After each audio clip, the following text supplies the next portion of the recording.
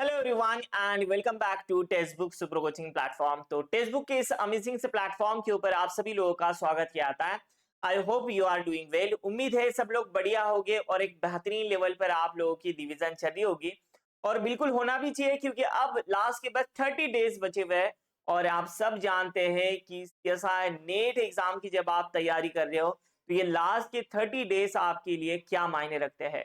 बहुत ही ज्यादा क्रूशियल ये समय होता है। तो ये लास्ट के 30 डेज के अंदर किन किन चीजों का आपको ध्यान रखना है, क्या स्ट्रैटेजी अपनाना है, कैसे हमें पढ़ाई करना है, सारी चीजें मैं आपको ये वीडियो के अंदर बताऊंगा। आपके लिए ये वीडियो बहुत ही ज्यादा हेल्पफुल रहेगा। बस आपसे रिक्वेस्ट है शुरू से लेकर आखिर तक ये वीडियो को देखना है, क्योंकि हम मेहनत कर रहे होते हैं लास्ट के 1 साल से 6 मंथ से। ठीक है, कुछ कुछ रिपीटर उससे पहले से भी मेहनत कर रहे होते हैं।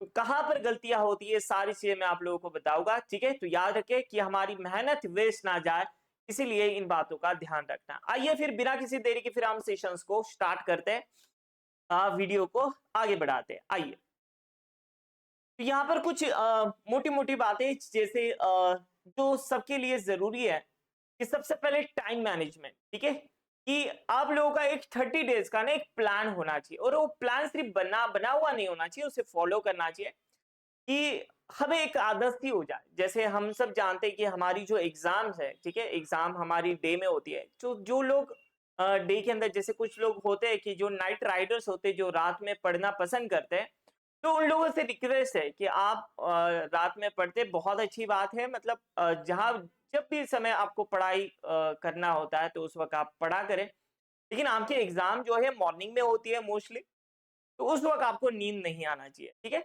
और टाइम मैनेजमेंट कि आप ऑर्गेनिक कब कर रहे हो, इनऑर्गेनिक कब कर रहे हो, फिजिकल कब कर रहे हो, रिवीजन कब कर रहे हो, क्वेश्चंस प्रैक्टिस कब कर रहे हो। ठीक है, ये सारी चीजें का एक टाइम मैनेजमेंट होना चाहिए। और सबसे इंपॉर्टेंट बात जो मुझे मेरे टीचर्स ने मुझे बताया था, वो मैं आप लोगों तक शेयर कर रहा हूँ कि जब भी आप कोई नया टॉपिक लोगे या फिर रिवीजन आपको करनी है, तो वो मॉर्निंग के समय में फ्रेश टाइम में आपको करना है। जब भी आपको लगता है कि मैं फ्रेश हूँ, तो मॉर्निंग का समय सबसे ज्यादा माइंड एक्टिवेट होता है। तो उस वक्त आपको क्या करना है, रिवीजन करना है। दोपहर में जब आपको लग रहा है कि नहीं, थोड़ा सा लेजीनेस फील हो रहा है या फिर बोर हो रहा है, उस वक्त आप क्वेश्चंस की प्रैक्टिस कर सकते हैं। आप अपने अकॉर्डिंगली टाइम मैनेजमेंट कर सकते हो अपने शेड्यूल के हिसाब से। ठीक है, ये पहला पॉइंट बहुत इंपॉर्टेंट है। टाइम का सही इस्तेमाल कीजिए, और जो सोशल मीडिया है उससे आपको दूर रहना है। ठीक है, चाहे मोबाइल मतलब जो जरूरत की चीजें उसे आप यूज कर सकते हैं, लेकिन जो इंस्टाग्राम, फेसबुक, रील्स वगैरह देखना या फिर गेमिंग खेलना, ये टीवी, ये सारी चीजों से आपको क्या करना है, दूर रहना है। दूसरा, focus on important core concept of the syllabus. आपको ऐसे टॉपिक के ऊपर ध्यान नहीं देना है कि जो कभी पूछा नहीं जाए या फिर कभी कभार आपको पूछा जाता है, बल्कि ऐसे टॉपिक के ऊपर आपको फोकस करना है जो, और जो कि आपको एग्जाम में बार बार पूछा गया हो। जैसे आप जानते हैं कि शापिरो रिएक्शन बहुत बार पूछी गई है, हाइमेट इक्वेशन हर बार पूछा जा रहा है। कि ऐसा कंसेप्ट जो बार बार पूछा जा रहा है और जो हमारे CSI net point of view से इंपॉर्टेंट है, सिलेबस के पॉइंट ऑफ व्यू से इंपॉर्टेंट है, उसे आपको देखना है। जैसे हम देखते हैं कि स्पेक्ट्रोस्कोपी से एक क्वेश्चन आता है, आर और एस कॉन्फ़िगरेशन से एक क्वेश्चन आता है, टोपोसिटी से तो क्वेश्चन आता है। और जहां से क्वेश्चंस नहीं देखने मिलता है, जैसे यूवी स्पेक्ट्रोस्कोपी, अगर उसी के ऊपर अगर आप ज्यादा से ज्यादा समय अगर बिताएंगे, तो फिर ये हमारे लिए अच्छा नहीं होगा। तो जो कोर कंसेप्ट है और जो हमारे एग्जाम पॉइंट ऑफ व्यू से इंपॉर्टेंट है, जो बार बार पूछा गया है, उसके ऊपर फोकस करें। ठीक है, थर्ड इंपॉर्टेंट पॉइंट, क्वेश्चंस की ज्यादा से ज्यादा प्रैक्टिस करना है। सबसे पहले मैंने आप लोगों को सीक्वेंस बता रखा था। सबसे पहले जब भी आप कोई भी चैप्टर अगर कंप्लीट करते हो, सबसे पहले उसके पीवाईक्यू लगाना है। सबसे पहले रिवीजन बेस्ड होना चाहिए, उसके बाद में पीवाईक्यू लगाना है। पीवाईक्यू नेट के हो जाए फिर गेट के लगाइए। गेट के होने के बाद में फिर आपको जो इंपॉर्टेंट प्रैक्टिस क्वेश्चन, जैसे हमारी टेक्स्ट बुक के कुछ क्वेश्चन है, बूस्टर क्लास के कोर्स क्वेश्चन है, अचीवर्स बैच के हैं। उसके बाद में फिर आपको रेफरेंस बुक के क्वेश्चन सॉल्व करना है। खास तौर से क्लेडन सबसे पहले लीजिए, क्लेडन के सॉल्यूशंस मैनुअल उसे सॉल्व कीजिए। जो इंपॉर्टेंट है आपको नजर आ रहा है कि हाँ कंसेप्चुअल क्वेश्चन है, ये आ सकता है। उसके बाद में आपको नान्स के क्वेश्चन, नान्स की जो आपको सॉल्यूशन है उसे सॉल्व करना है। ठीक है, ये मोर देन इनफ है, इतने क्वेश्चंस मुझे लगता है, और ये आपको अच्छे रैंक के साथ में क्वालिफाई करा कर देंगे। ठीक, तो सबसे पहले आपकी इफेक्टिवली रिवीजन होना चाहिए, और साथ ही साथ उसी के जैसे ही चैप्टर हो जाता है, साथ ही साथ उसके क्वेश्चन प्रैक्टिस करना है।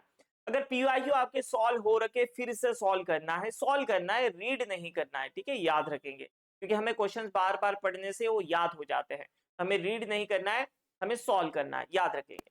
आइए नेक्स्ट, फोर्थ पॉइंट आपको ये याद रखना है, रेफर स्टैंडर्ड रेफरेंस बुक। ठीक है, हमें टेक्स्ट बुक को फॉलो नहीं करना है। कई बुक ऐसे होते हैं जिसका हमारे पास सोर्स नहीं होता है, जैसे इस बार के सीएसआई नेट एग्जाम में फोटो केमिस्ट्री से एक क्वेश्चन आया था, जहां पर जगदम्बा सिंह के अंदर आंसर अलग दिया गया था और बहुत सारे बच्चों की कमेंट्स आई थी, सर जगदम्बा सिंह के अंदर तो आंसर ये दिया गया है। तो Jagdamba is not a reference book. ठीक है, रेफरेंस बुक को आपको फॉलो करना है। अगर एग्जाम्पल सॉल्व कर रहे तो रेफरेंस बुक के एग्जाम्पल सॉल्व करें ताकि हम उसका रेफरेंस दे सकते हैं। तो विश्वनाथ डिंडा जहां पर अलग आंसर दिया गया था, जिसके रेफरेंस बुक मानी जाती, जिसके नीचे रेफरेंस दिए जाते, उसे रेफरेंस बुक कहते हैं। जगदम्बा सिंह के अंदर आपको रेफरेंसेस नहीं दिए गए। ठीक है, इसलिए वहां पर वो गलत आंसर था, फिर वो एक्सेप्टेड नहीं होता है, सीएसआर उसे नहीं मानते हैं। ठीक है, याद रखें। तो जैसे क्लेडन, कैरोथर, नान, इसका हम रेफरेंस दे सकते हैं। कैरेसनबर्ग है। तो जो फॉरेन ऑथर्स होते हैं और कुछ जो इंपॉर्टेंट बुक्स है जिसके रेफरेंस दिए जाते हैं, उसे आप रेफर कर सकते हैं। तो ज्यादा रेफरेंस बुक पढ़ने की जरूरत नहीं, बस जो इंपॉर्टेंट वो बताता हूँ। जैसे क्लेडन आप रेफर करें, फिर नान से, नान से क्वेश्चन आते हैं एज इट इज, कैरेथर है, कैरेसनबर्ग, ये 4 रेफरेंस बुक भी अगर अच्छे से करते हो, उसके जो इंपॉर्टेंट एग्जांपल्स है, मेन एग्जांपल जो आपको आ सकते हैं, उसे अगर करके जाते हो, मोर देन इनफ है। ठीक है, सिर्फ और लुक करें, जो इंपॉर्टेंट आपको लग रहा है उसे देखें। उसके बाद में अगर बहुत एडवांस में अगर आपकी पढ़ाई हो रखी है, सारे हो चुके हैं, अब जेरी मार्च, विश्वनाथ डिंडा, जूस के साथ में आप जा सकते हैं। Good food and drinking water, जैसे आप जानते होंगे कि एक अच्छी डाइट लास्ट के जो 30 डेज होते हैं, इनके अंदर आपको बीमार बिल्कुल भी नहीं पड़ना है। ज्यादा ऑयली या फिर ज्यादा जंक फूड, इससे आप थोड़ा अवॉइड करें, क्योंकि आपको बिल्कुल हेल्दी रहना है। जितने आप हेल्दी रहेगी उतनी इफेक्टिवली आपकी पढ़ाई होगी। तो जैसे आप जानते हैं कि हमारा जो ब्रेन है, ब्रेन के अंदर 70% जो है तो वाटर होता है। वाटर कितना ज्यादा जरूरी है, अगर आप चाहते हैं कि नहीं आपको जल्दी से जल्दी मेमोराइज हो जाए, तो आप ज्यादा से ज्यादा पानी पिया करें। ठीक है, जितना ज्यादा पानी पिएंगे उतना आपके लिए अच्छा होगा। ठीक है, साथ ही साथ फ्रूट्स खाया करें जो आपको एनर्जी प्रोवाइड कर सके, जंक फूड से थोड़ा सा अवॉइड करें। और ऐसा ना खाए, जैसे अभी सर्दी चालू है तो ज्यादा ठंडी चीजें ना खाए, मतलब कि हमें सर्दी हो जा रही है, फिर वो 3 से 4 दिन टूट जाते हैं, थोड़ा सा परहेज करें। ठीक है, अभी जो लास्ट का मंथ है बहुत क्रुशियल होता है, तो फिर पूरा साल भर हम मेहनत करते हैं और लास्ट समय में अगर बीमार गिर जाए तो ये हमारे लिए सही बात नहीं हो। ठीक है, तो इसीलिए खास तौर से ये डाइट बहुत इंपॉर्टेंट है। इसे हम समझते नहीं है, लेकिन ये बहुत मेजर और इंपॉर्टेंट फैक्टर्स है। नंबर 6, चैलेंज यूरसेल्फ, अपने आप को चैलेंज करना है कि एक टारगेट देते रहना है कि आज मैंने ये चैप्टर को किया, 2 दिन के अंदर मुझे ये चैप्टर कंप्लीट करना है। जैसे रिवीजन एक बड़ा चैप्टर है तो उसके लिए 3 दिन है, 3 दिन के अंदर मुझे भी कैसे भी करके इसकी रिवीजन करना है, साथ ही साथ क्वेश्चंस को प्रैक्टिस करना है। तो जो चैलेंज आप खुद को देंगे ना, ये आपकी रिवीजन को बूस्ट करेगा। ठीक है, तो ऑर्गेनिक हो, इनऑर्गेनिक हो, फिजिकल हो, अपने आप को एक चैलेंज दीजिए कि हाँ मुझे ये 2 दिन के अंदर करना है, और वो चैलेंज को खुद ही एक्सेप्ट करे और उसके ऊपर मेहनत करे। ठीक है, तो अपने आप को एक चैलेंज कीजिए और उसे फॉलो कीजिए। ठीक है, वो चैलेंज के लिए, मेहनत के लिए लग जाइए। 7th आ जाता है, फाइंड योर वीकनेस। हर किसी के अंदर कुछ स्ट्रॉन्ग जोन होता है, कुछ वीक जोन होता है, किसी का ऑर्गेनिक होता है, किसी का फिजिकल होता है, या फिर जो भी आपको वीकनेस नजर आ रही है, तो वीकनेस को आप समझिए सबसे पहले कहाँ पर गलती हो रही है और क्यों है ये वीकनेस। तो अपने वीकनेस को ना भाई उसे स्ट्रांग बनाइए, कहीं वही वीकनेस आपका रिजल्ट ना लेकर जाए। जैसे सिली मिस्टेक्स है, या फिर एक्यूरेसी है, या फिर कंसेप्ट अच्छा मतलब कंसेप्ट क्लियर नहीं है, या फिर क्वेश्चंस को दोबारा रीड नहीं करना, या फिर ऑप्शंस को अच्छे से नहीं देखना। ये छोटी छोटी चीजें, टाइम मैनेजमेंट नहीं होता, आंसर तो आता है लेकिन टाइम मैनेजमेंट नहीं हो पाता।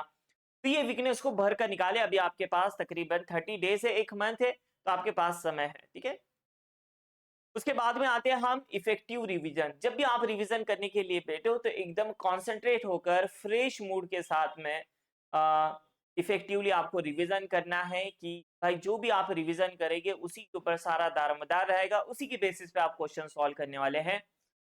तो इफेक्टिव रिवीजन होना चाहिए, और पॉइंट्स को नोट डाउन करते हुए, उसके बाद में बार बार एग्जाम्पल को सॉल्व करते हुए, हाईलाइट करते हुए आपको इफेक्टिवली रिवीजन करना है।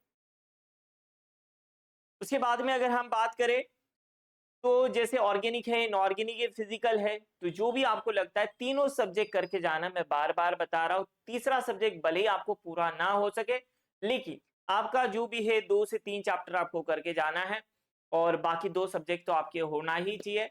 और जो इम्पोर्टेंट टॉपिक है जैसे ऑर्गेनिक केमिस्ट्री के अंदर रिएजेंट है, उसके बाद में आपका पेरिसाइक्लिक है, स्पेक्ट्रोस्कोपी है, नेम रिएक्शंस है, इसे आपको करके जाना है सबसे पहले। सबसे पहले रिवीजन के अंदर भी इसीलिए इनऑर्गेनिक केमिस्ट्री के अंदर जैसे कोऑर्डिनेशन हो जाता है, ऑर्गेनोमेटेलिक हो जाता है, उसके बाद में बाय इनऑर्गेनिक और केमिकल बॉन्डिंग आ जाता है। फिजिकल केमिस्ट्री के अंदर क्वांटम आ जाता है, थर्मोडायनेमिक्स आ जाता है, उसके बाद में इलेक्ट्रोकेमिस्ट्री, काइनेटिक्स और फिजिकल स्पेक्ट्रोस्कोपी। तो ये इंपॉर्टेंट है। और जो सबसे आसान टॉपिक होते हैं उसे आप बाद में ले सकते हैं, ठीक है। तो जो भी आप सॉल्व करोगे ना, जो भी क्वेश्चन सॉल्व करोगे, जितने भी आप मॉक टेस्ट लगाओगे या फिर यूनिट टेस्ट लगाओगे, या फिर क्वेश्चंस की प्रैक्टिस करोगे, तो जो भी हमारी गलतियां होती है ना, वो गलतियों को आप देखें पहले कि गलतियां कहाँ पर हो रही है, ठीक है? वो गलतियों को ना हम छोड़ ना दे, ठीक है चलो हो गया, समझ में आ गया, क्या ऐसा नहीं। फिर से आप दोबारा उसे रिवीजन दीजिए और आप वो कंसेप्ट को फिर से लगाइए कि सही कंसेप्ट क्या था, यहाँ पर सही कंसेप्ट को लगाइए। ऐसे आपको एक क्वेश्चन अगर गलत होता है तो उसे छोड़ना नहीं, उसे बार-बार आपको क्या करना है, रिवीजन के अंदर लेना है। तो हमारी गलतियों के ऊपर जब आप मेहनत करेंगे, अपनी गलती कहाँ पर हो रही है, सिली मिस्टेक्स हो रही है, कहाँ पर हो रही है, क्या कमी हमें नज़र आ रही है, और ज़्यादा से ज़्यादा जो है आप ट्राई करें कि तीनों सब्जेक्ट में से जो है तो आपका अच्छा खासा कवर हो जाए। तीसरा सब्जेक्ट जो है वो आपका होना ही चाहिए, एटलीस्ट 2 से 3 चैप्टर आपके होना ही चाहिए। नहीं होंगे तो ग्रुप थ्योरी, सॉलिड स्टेट या फिर जो भी आपको लगता है, जैसे ऑर्गेनिक केमिस्ट्री के अंदर एरोमेटिसिटी है, उसके बाद में हेटेरोसाइक्लिक है, ऐसे चैप्टर आप कर सकते हैं। उम्मीद करते हैं सब लोगों को ये वीडियो अच्छे से समझ में आया होगा। अब जो भी एस्पिरेंट, जो भी दोस्त लोग हमारे सीएसआई नेट जून 2025 के लिए टारगेट कर रहे हैं, उन सब के लिए एक बेहतरीन बैच लाई गई, इलाइट 1.0, जहाँ पर आपको बिल्कुल बेसिक टू एडवांस पढ़ाया जाएगा। साथ ही साथ आपको बुक्स दी जाएगी पीवाईपी, ठीक है, जिसके अंदर ये फीचर्स रहेगी, आपके लाइव प्लस रिकॉर्डेड क्लास आपको मिलेंगे, concise study notes, targeted practice sessions, doubt resolution, extensive test series and free booster course, जहां पर number of 3000 plus practice questions आपको देखने मिलेंगे। और जो लोग अभी फरवरी 2025 के लिए टारगेट करें, अगर आपको कुछ तीसरा सब्जेक्ट के कुछ टॉपिक करने हैं, कुछ प्रैक्टिस करना है, रेफरेंस बुक के क्वेश्चन सॉल्व करना है, अभी इतना समय नहीं है कि रेफरेंस बुक के क्वेश्चंस करें, तो आपको ऑलरेडी बहुत सारे रेफरेंस बुक के क्वेश्चंस कराए गए हैं, तो आप ये कोर्स को परचेज कर सकते हैं जहां पर आपको रेफरेंस बुक के क्वेश्चंस कराए गए हैं, ठीक है। इसकी प्राइस है 2499। तो अगर आप ये दोनों कोर्स को अगर परचेज करना चाहते हैं तो इसी वीडियो के नीचे आपको लिंक मिल जाएगी, उस लिंक के थ्रू आप परचेज कर सकते हैं। आपको प्रोमो कोड यूज करना है ARFAZ, you will get extra discount. Capital ARFAZ आपको प्रोमो कोड यूज करना है, आपको एक्स्ट्रा डिस्काउंट मिल जाएगा, ठीक है। अगर आपको सीएसआई नेट एग्जाम से रिलेटेड अगर कुछ भी क्यूरी अगर आती है तो आप कमेंट बॉक्स में जरूर बताएं, या फिर आपको रिवीजन या फिर कुछ भी अगर जेनरिक डाउट आता है तो आप मुझे बता सकते हैं। मिलते हैं फिर ऐसे ही नेक्स्ट वीडियो के अंदर, तब तक के लिए thank you guys, thank you so much for watching. और ये लास्ट 30 मिनट जो लास्ट 30 डेज है, इसे बहुत ही अच्छे से यूटिलाइज कीजिए। बहुत जल्द जो है तो मंजिल आपको मिली जाएगी, ठीक है। मिलते हैं फिर नेक्स्ट वीडियो में, तब तक के लिए thank you, take care, bye bye.